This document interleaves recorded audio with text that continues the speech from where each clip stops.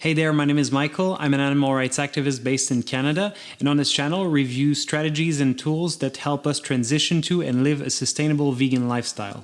This video is a quick overview as well as a review of the book from Earthling Ed called This is Vegan Propaganda and the Other Lies the Meat Industry Tells You. I also want to help you decide whether you should buy it or not as a non-vegan, someone who's interested in veganism.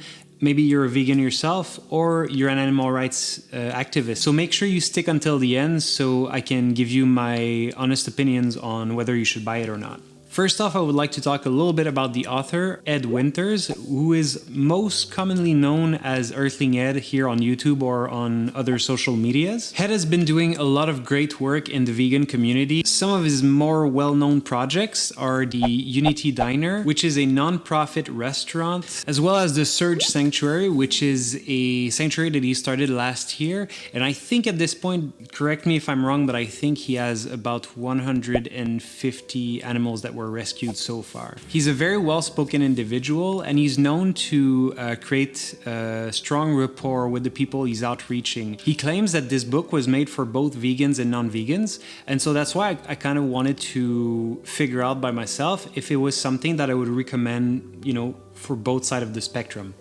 The book begins by Ed explaining what was his relationship with veganism before he actually became vegan and how he perceived it beforehand. He explained how difficult it is to grasp the enormity of the injustice and negative impact that emerges from the animal exploitation industries. He says, though, that the purpose of this book is not to demonize people that eat meat, dairy, and eggs. He points out that good people do bad things and that we are kind of all examples of that.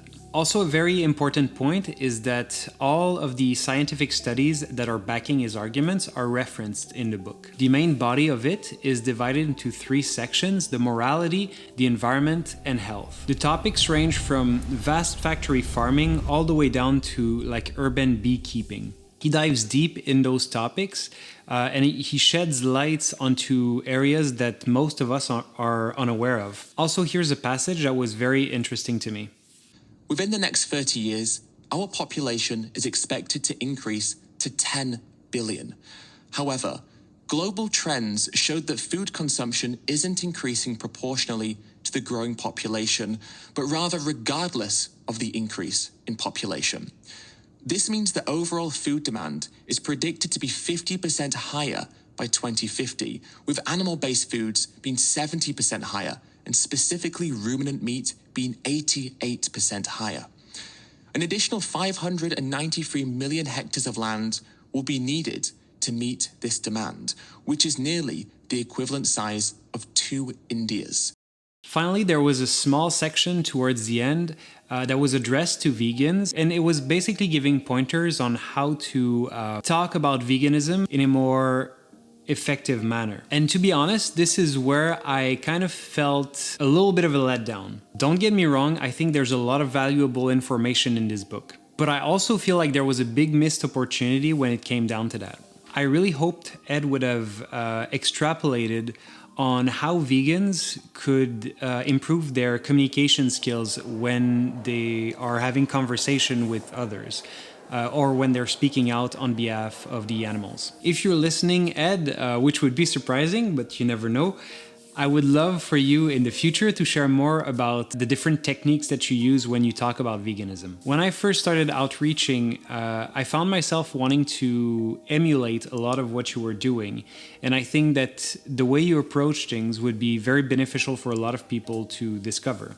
Maybe that would be a good topic for your next book, who knows? That was basically the only kind of small gripes I had with the book. And it's not a bad one to have, which is because it's basically me wanting more.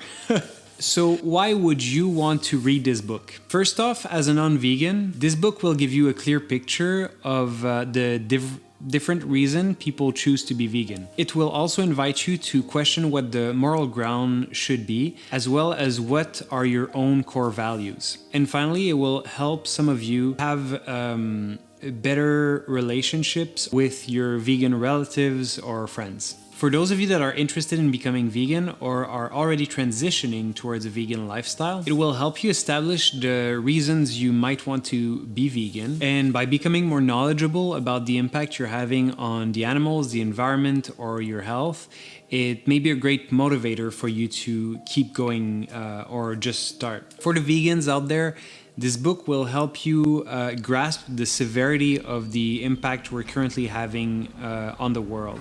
This book will be a valuable asset for you to understand and better explain why changes need to be made. Also, if you found yourself in a situation where you felt like you lacked the insight to answer some questions or concerns from people around you, this book will help tremendously.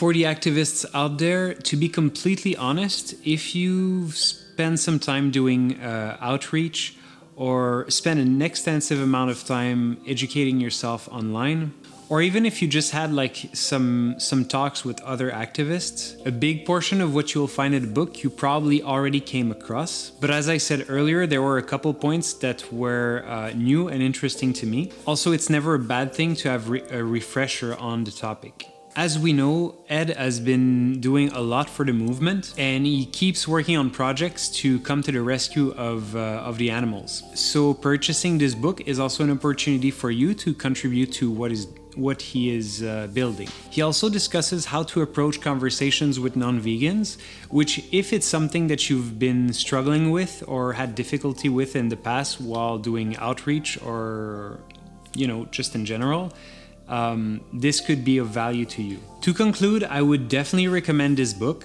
I would suggest you consume this book probably in the audio form, so via Audible or those kind of platforms, because I think Ed is a very eloquent speaker. If you decide not to read it, I would still invite you to check out his channel here on YouTube. If this video has been helpful, please give it a like and comment, as it tells the algorithm that I might say interesting stuff on this channel, and my face might pop up more into people's recommended feed.